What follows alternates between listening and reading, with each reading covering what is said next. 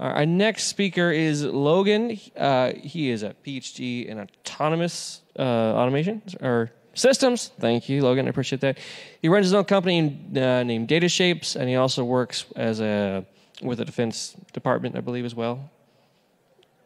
Intelligence officer, so don't cross him. But yes, he's going to talk today about waveform intelligence. So let's give a round of applause for Logan. Thank you, Aaron. I feel like everybody cleared out because they're like, this guy's going to be boring. Just to get started, one thing I didn't do after watching everybody's presentations today is I didn't put an About Me slide. So I'll tell you a little bit about who I am. Well, first I'll start off. So the future of waveform intelligence, it's kind of it's a funny way of saying it because through this presentation I'm going to talk about waveforms in general, how they're analyzed today, what we're doing with them from a company perspective and from a DoD perspective.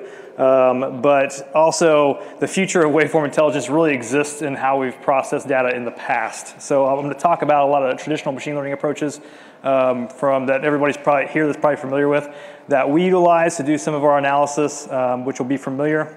But really what we're trying to get at that I mentioned below the title there, the high clarity and zero latency. And so a couple of the speakers today have talked about a few things that I can kind of build off of, which is great. But just to give you kind of an understanding of who I am, co-founder, president of a company called Data Shapes, based out of Silicon Valley. We have a East Coast presence now. We'll be opening our headquarters actually in Charlottesville, so that's where I live in Charlottesville. New to the area, but spent most of my career in the intelligence community. I've worked all over the world, a lot of permissive and non-permissive environments, and I've done a lot of work as a soldier, a contractor, and a DoD civilian. So I got the trifecta there on the government side. But still an active reserve officer, so I still serve. I'm the lead for autonomy and robotics for the reserve organization at Army Futures Command. So I do all of our academia outreach and industry outreach for Army Futures Command as it pertains to autonomy and robotics. So there I mentioned a PhD in autonomous systems. I'm an Indiana University graduate, so I still do a lot of work with IU, so from Indiana originally, so I'm a Hoosier. That's a little bit about me, so we'll dig into the presentation here. Oh, before I kick it off, I always give caveats. If you ever got a presentation from somebody from the Defense Department, you've probably got caveats at the beginning. Caveat number one, I'm not a physicist. So when we start talking about waveforms, if somebody starts whispering, I'll know you're probably a physicist. And so don't judge me if I say something wrong, in particular about a waveform, because this is a general conversation. Number two, waveforms in general, you can interpret them in different ways. Everybody has their own interpretation of what they think a waveform is, and we'll get into that too. So that's my caveat number two. And number three, most important, anything I mention about the Defense Department or what the DoD is doing is not a reflection of the DoD. They're solely my opinion. So I got to throw that out there. So what is a waveform? So like I mentioned, everybody has their own interpretation of what a waveform is. You can call an image a waveform. You can call just about anything a waveform. But a graphical visualization of something that occurs, which most of us, as this image in the background, an audio type waveform. People think radio frequency. People think UV. People think EEG, a cardio waveform. Those are the type of waveforms that I'm talking about. A lot of the speakers today have really spoke to the forward-leaning different aspects to AI as it pertains to computer vision, so image recognition type technologies, and then NLP, so language type technologies. But where we're really going and where Data Shapes is pointed is towards waveforms. And when I say waveforms, like I said, I'm talking those that you can visualize in your mind, your RF, UV, EEG, things like that. But we'll get into more detail. But it's always interesting to talk to people about what they believe a waveform is, because really waveforms don't exist. It's just a graphical representation of something. Oh.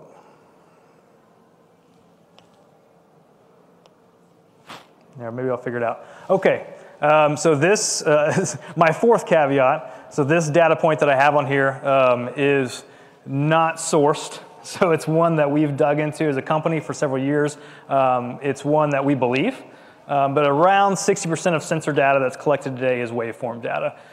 So it could include image, but like I mentioned before, we're talking radio frequency, vibration, different things like that. And I have the pictures on the right-hand side of the screen as kind of visual representations of things that have sensors that are collecting those, in a vast amount. So vehicles nowadays, the first thing that probably pops in your mind is a Tesla. Tesla has the average automobile today produces around 80 sensors on the vehicle. So you're talking Tesla's probably at the high end, so a little more than that. But they're collecting anything from vibration data, engine data, different metrics coming off the vehicle.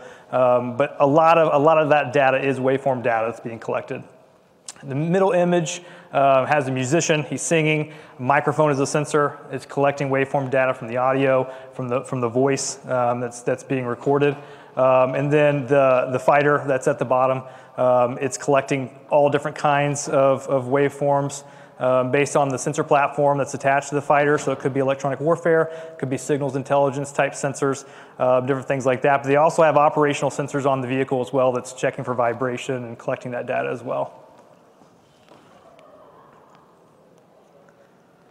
So how do we process waveforms today? So this is really where we get into the nuts and bolts of what we do as an organization and kind of how we foresee the future headed in waveform analysis. So we've had a lot of talks today about different concepts and neural networks. We had a couple individuals speak about convolutional neural networks and how they work and how they process data. And that's a lot of how we process waveforms today. There's some feature extraction techniques at the beginning. So at the beginning of the pipeline, some FFT type work that was mentioned earlier today as well. But really, in a neural net process that's trying to analyze waveforms, a majority of what is happening is an image is being taken of that graphical representation of the waveform, and then using that image as a comparison to other waveforms that it's trying to compare it to. So it's comparing an image to an image. So you're really looking at a third derivative when you get down to it of a waveform being compared to another waveform, which is a problem. So you're not actually analyzing where the majority of the intelligence is in the waveform. And so an analogy that I like to show is this is a picture of a random person. So what can you tell me about this person? Looks like a nice guy. It's a random image I grabbed off of Getty Images, so I don't know this person. But what can you tell me about him? He wears glasses, so he probably has some type of astigmatism or something. Clean-looking guy. Looks like he would be nice. He's got a smile. He's probably friendly. But how do you really know that person from an image? You can't. So you don't know. That guy could be a serial killer. He could be somebody that's not very friendly. But just based off his picture, you don't really know that person. And that's essentially what's happening with waveform analysis today. And I know Keegan from Microsoft this morning, he mentioned that the way that models are growing today, we have a vast amount of data that's making these neural net models less generalized than they used to be, which is a good thing. But in one caveat that I wanted to lay out at the beginning too that I forgot, my fifth caveat, so that's a lot.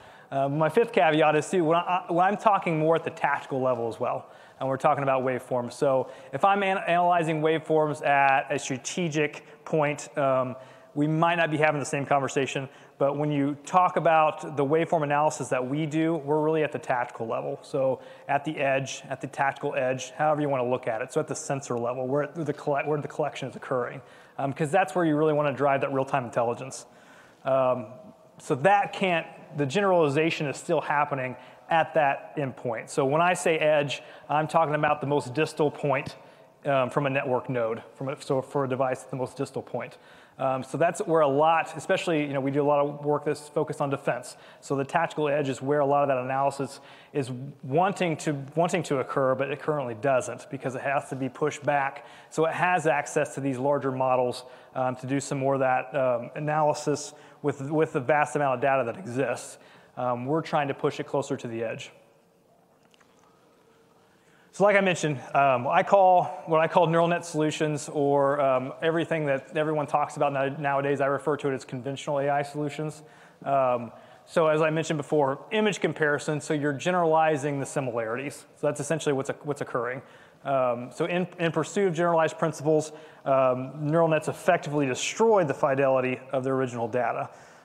So because of that generalization that's occurring, and like I mentioned, this is happening at the edge. If you're doing this at a higher level where you have the resource and the compute available, you can do it with these larger models, which has gotten less in generalization. But that's essentially what's happening in the waveform process today. Vector-based approaches, which I know some of the folks from CarMax talked about earlier. So they did talk about vector-based approaches, which is another good approach for a lot of different things. So essentially, you're building that density in the hyperdimensional space to define a class. So in streaming data, so if you're looking for your different waveforms, you will identify them by building that density in hyperdimensional space. What is happening on the vector side as well is still the compute required is a lot. So again, think tactical edge, think a forward operation type of environment. You're still requiring, if it's not GPUs, a pretty large core-based system to process the amount of data points in hyperdimensional space that would be required to build that density. And so that's where we've taken the conventional traditional machine learning approaches and kind of evolved it to assist in this process. So feature extraction, obviously there's a lot of different ones, so I wasn't going to label all of them, but just to put them up here on the screen so you guys understand the ones that are available. It's got arrows on the side, so those don't really necessarily go in a workflow. So that's just how it came up on the graphic. But I know the CarMax guys also mentioned FFTs earlier. And then there's ones for audio, the MEL filters, that if you're familiar with audio at all, you've probably worked with those. DCTs, another big feature extraction technique for audio, and et cetera. There's hundreds, and there's different ways to do it. That's usually, you're always going to have some type of feature extraction mechanism at the beginning of your pipeline. It's kind of what you do with it after that, and how efficiently can you parse the data from the raw data, or parse the data in general to then get to your feature extraction, which then parses the data even further, so you're not dealing with the raw data. So a couple of the areas that I work in and that Data Shapes is focused on is electronic warfare. So a lot of people, if you're not familiar with the Defense Department, electronic warfare has been around forever. So essentially, the history of electronic warfare, I'm not going to give you exact dates because I'd probably be wrong, but if you think about just dumping energy into a battle space to disrupt an adversary. So whether that is just some type of spectrum energy that you're just throwing out, so nobody can use their radios or any type of connection that could be established on the battlefield. It's to disrupt it. So that's how it initially started. That dumping of energy to jam signals. Nowadays, there's some evolution to that, where there's still jamming that still occurs. There's other techniques where you can use electronic warfare methods to spoof and change GPS, things like that, as we've evolved as a fighting force. But the issue that we're running into today is that we have only, for the last 20, 25 years, we've dealt with adversaries that didn't have offensive electronic warfare capabilities.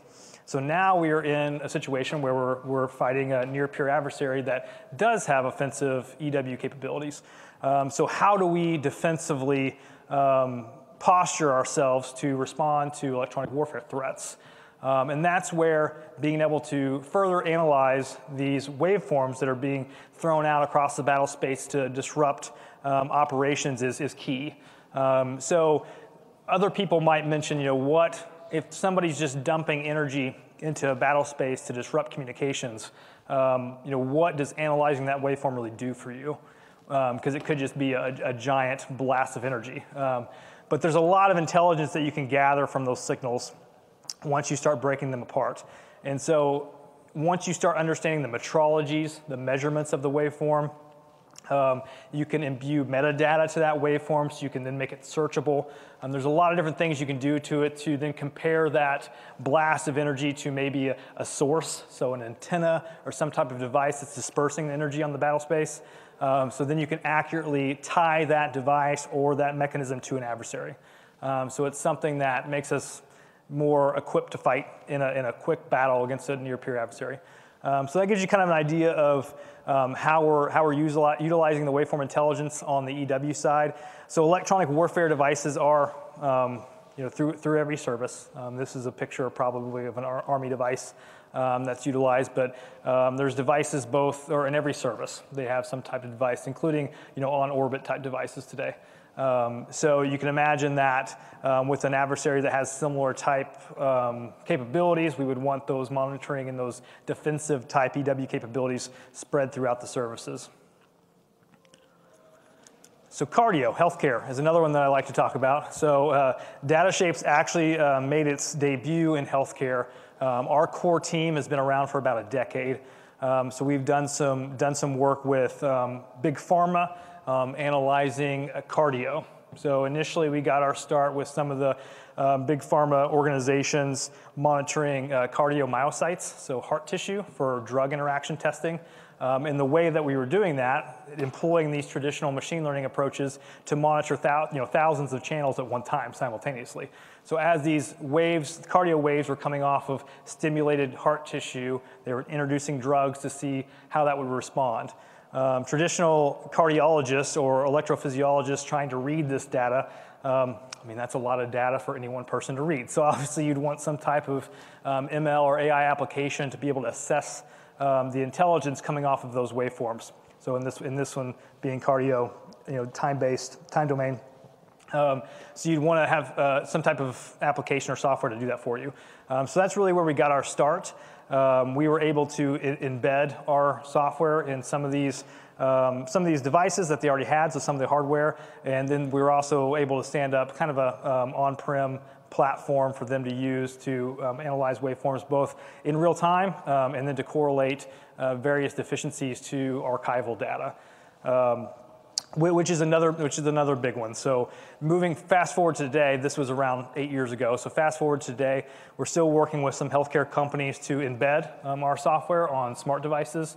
So Apple these days has arrhythmia detection on your iWatch. So that's a form of waveform intelligence. It's monitoring anomalies in your heart rhythm. Right now, I think Apple's only able to recognize 5 to 7 different anomalies in your heart rhythm, whereas our technology that we've put over the last 10 years are able to identify up to 50.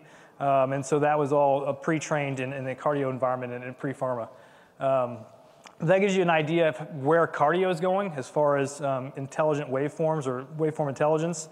There's a lot of applications where, like I mentioned, cardiologists, you might wear what they call a Holter monitor. So if you have maybe a known or a heart concern, a cardiologist may put you in a Holter monitor to monitor your heart rate for like a 3-week period. If you've ever been to the doctor, it doesn't matter if it's a specialist or a family doctor, they're usually in a hurry. They're always behind. So allowing a cardiologist to sit down and review every patient's cardio rhythms for the last 3 weeks is impossible. They're just not going to have time to do that. But being able to scan through, identifying arrhythmias from that data before the cardiologist can see you is important. And what else is important is being able to utilize the expertise from a cardiologist to identify anomalies or irregularities in heart rhythms that maybe hasn't been adjudicated before. So let's say, in the Apple example, there's five different anomalies or arrhythmias that can be identified on the iWatch. Well, there's obviously more arrhythmias that exist out there than just 5. So if you had a cardiologist that could sit down and actually train a model, with a 0 to few shot model that could say in real time, this is what I'm looking for. This is an example of an anomaly or an irregularity in a heart rhythm that I want to look for because this patient is predisposed for this. He could look for that for a specific patient, and then from there on, apply it to any patient that comes in. So you're not stuck with a model that's been developed that you can't go back and alter, or you have to go back and retrain. If you use a 0 to few shot approach, you could retrain it in real time and continue building off of that. So music is another example. So that's another area that we live in as far as data shapes goes. So we do a lot of work with waveform intelligence for copyright and artist attribution. So there's a lot of applications that exist today that utilize some type of waveform analysis to, applications like Shazam and folks like that are looking for one-to-one comparisons of songs. So Alan Jackson sings this song, he plays on the radio, and then he sings a live version. Shazam might be able to say there's a 90% likelihood that these songs are similar. Well, nowadays you have social platforms like TikTok, Instagram, things like that, where people are taking the music to put in the background of their reels, and they're transforming the songs. So a song is played in the background, it could be sped up, it could be slowed down, the pitch could be changed, it could be different tone. That software is no longer viable. So it's not able to say, this is an original track. So you lose the artist attribution. So the royalty payments that were owed to that artist is no longer valid. And they won't be able to get it. So that's where we come in, where we're, like I said, still deploying traditional machine learning approaches that we've evolved and patented, but they're able to look at the kind of a fuzzy logic, which we call dithering. So it's essentially looking for transformations of an original track based on a fuzzy logic. So there could be a speed up or slow down transformation of that song, but we're still able to identify it and attribute it back to the original track. So we're doing work with some large labels to implement different solutions such as that. But that's another form, a different type of waveform. This is obviously, in the music world, it's frequency domain. So it's a different domain than the time domain. But it's still ripping apart those waveforms, learning the metrologies, associating the metadata to it, still doing all of the same steps that we would for a time-based domain use case like cardio. So the way forward, as I mentioned, so edge-oriented. I obviously my background stems from the DoD, so I'm very tactical-oriented. Everything I'm looking at is for more rapid approaches, rapid deployments. There are everyone nowadays, especially on the defense side, wants everything deployed at the edge. So they want it on hardware that already exists. They want it agnostic, so different services use different hardware in different places and austere environments. The other big thing that goes along with this is a lot of it has to be untethered. So you have to be able to operate with no reach back capability. So that's the other thing that has to be thought through. So another situation where large language models, large CNN type solutions can't be utilized because of the need to reach back or because of the footprint. If you have a small special operations team that's infiltrating into an area, they're not going to carry a server stack with them as they jump off the plane. So they're going to have something small that they can carry that makes sense, that can integrate with solutions that are already fielded. So programs of record. If any of you have ever worked for the Defense Department, you understand that it's a very bureaucratic organization. There's a lot of things that have to occur before solutions can be used. There's a lot of mechanisms in place to prevent rapid acquisition. They're trying to change that. It's getting better, but we're still kind of in this situation where you have a lot of the prime contractors that have deployed and developed this equipment over the years, and so they slowly allow organizations to try software on hardware that's already fielded, and there's mechanisms to do that, but it's still a slow process. So everything is has to be very agnostic. And then I mentioned hybridized solutions. So I go back and forth, and I apologize if my terminology is not what you're used to, but I go back and forth between the traditional machine learning approaches. And when I say that, I mentioned earlier, kind of when I say traditional machine learning, think of data science 101. So K nearest neighbors, support vector machines, things like that. So what we utilize at Data Shapes is we've taken K nearest neighbor algorithms and we've evolved it to make it a lot more efficient and patented it. But that's able to be deployed at a very small tactical level, small footprint. However, there are plenty of opportunities nowadays because they came up with a lot of edge devices now where they've shrunk neural networks. They're still brittle, but they're able to shrink them down to get them on edge devices. So there's a lot of opportunities to hybridize solutions, whether that's a CNN that's helping to create your feature extraction mechanisms or your pipeline at the beginning to feed your kind of K nearest neighbor type algorithm, different things like that to keep the footprint small. But like I mentioned, this is my belief is that zero and few shot solutions to expedite the training process is going to gain momentum, especially on the defense side. So especially in those environments where you are going against an adversary that's constantly changing, that's constantly evolving, that's introducing new equipment on a daily basis. So your normal trained models that you have isn't going to suffice when you have new equipment, new different, I'm trying to be careful here, but different things that are deployed against you as a fighting force on a regular basis. So I think I'll stop there and ask if there's any questions.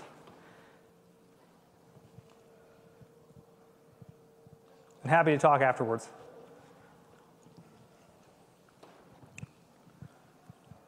Hi, my name is Annie, and your presentation was great. The way you explained it was, I could follow it through.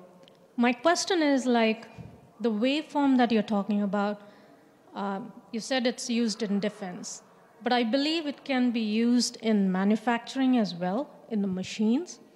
And do you think you can elaborate on a use case on manufacturing machines? Yeah, absolutely. So, vibration is usually a big one that's brought up on the manufacturing side. So especially, in industrial IoT, you have accelerometers that are on all kinds of, especially manufacturing and power plants. So big spinning devices that have a lot of vibrations that can be monitored for anomalous behavior. We've done some work in the past for GM and John Deere on their manufacturing line to look for anomalies in like die stamping and in weld tip erosion. So as things age, the entropy comes into play. There's obviously some issues there. And what we found that was interesting in the manufacturing environment, you have individuals that have been working on assembly lines for years. They could have been there for 30 to 40 years. And they know just by looking at something or smelling something, it's because they've been there so long that it's starting to erode or there's some type of anomaly that's about to occur. And somebody off the street that's being taught, that's just now joining the assembly line, they don't know that. They don't have the expertise, that tacit knowledge that person's developed over their tenure of working in this environment. So that's something else that we tried to capture. In that zero few shot learning, we're able to bring in that expert and have them physically, visually train the model based on the anomaly of the waveform. And then we're keeping that tacit knowledge inside that environment. But that's one that we see on the manufacturing side quite a bit, and it's usually based off vibration.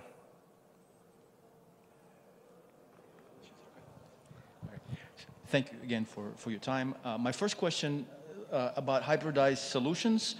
As you mentioned, sticking a CNN without a GPU on a drone and trying to, in real time to extract a waveform, it becomes a problem. Back in the days, they used to have adaptive filtering, Kalman filter. Is that what you mean by hybridized solutions? Some kind of combination of adaptive filtering with a CNN, or it's not?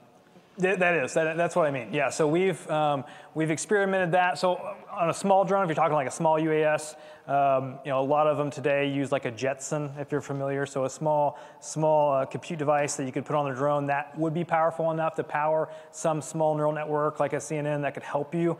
Like a tethered drone? Yeah. Okay. Yeah, okay. Essentially, yeah. So yeah, we've done some work with those.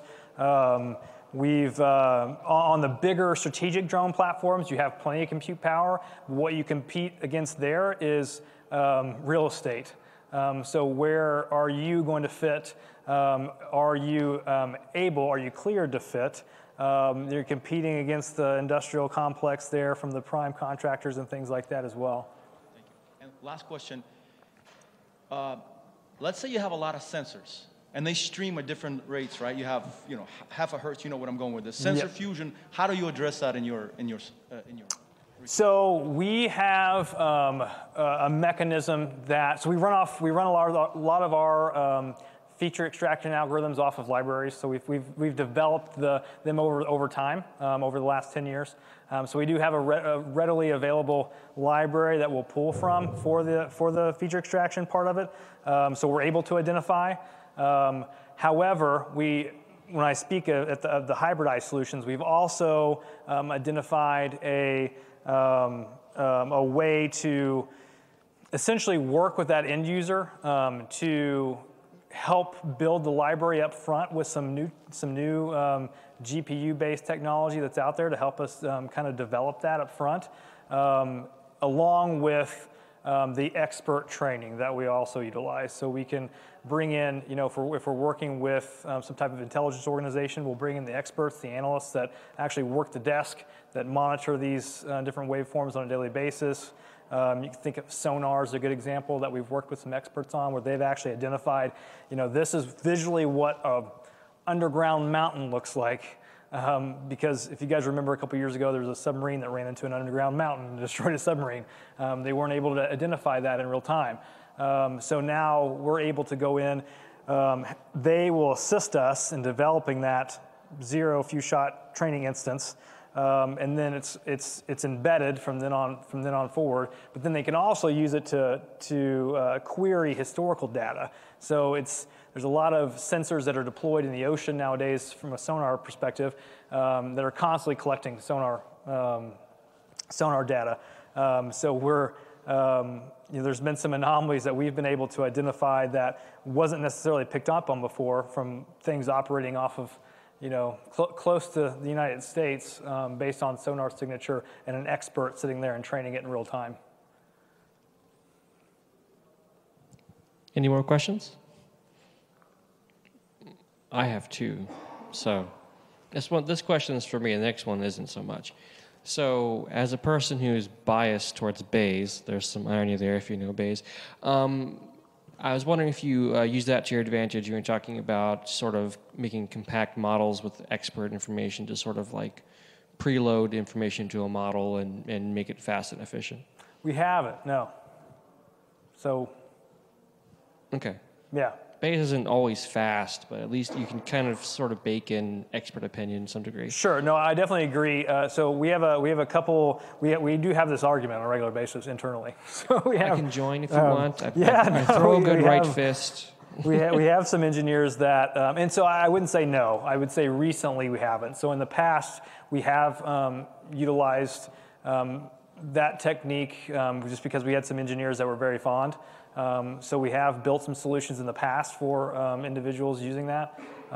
We haven't as of late. Okay, great. Thank you. Second question, and again, this wasn't so much for me, but we have an awesome group of high schoolers over here.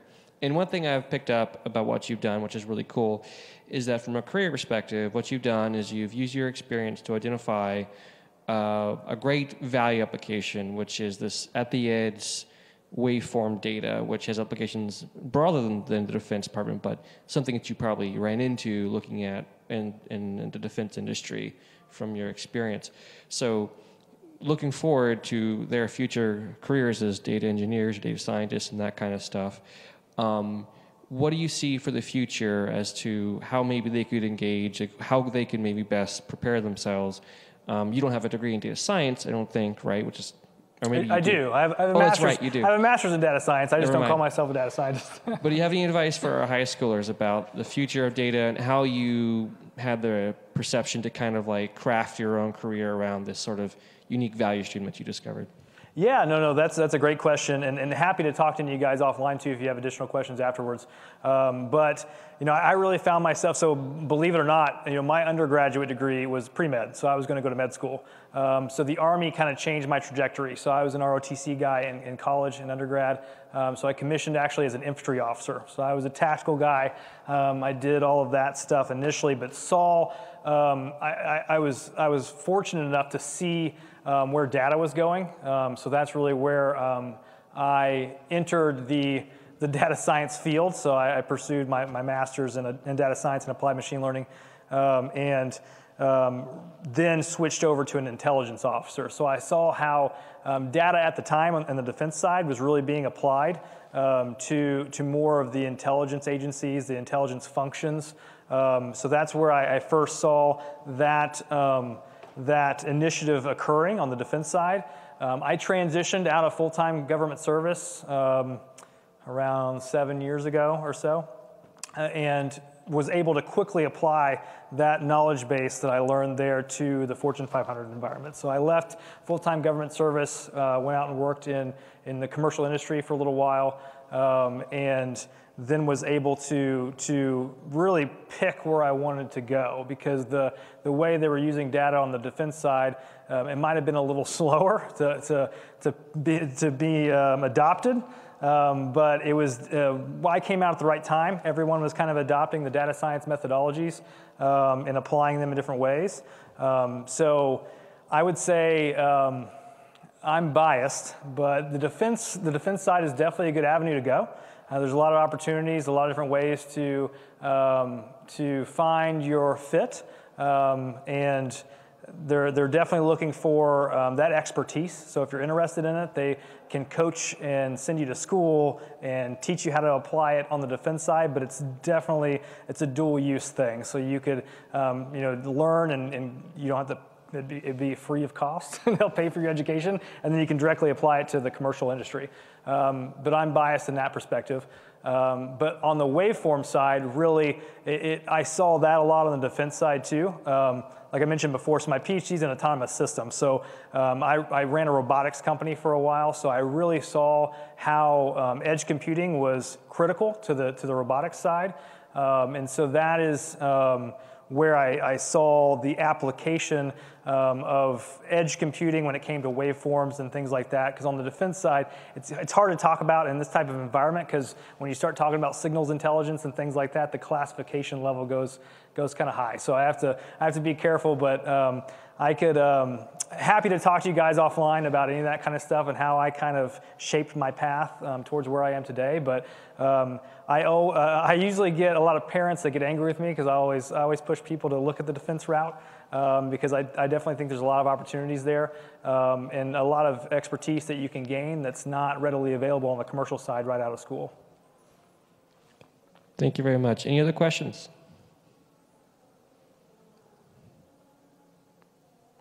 Well, the waveforms are quiet right now, so I guess that means that we are good. Thank you very much. Thanks, everybody. I'm giving a round of applause. Thank you.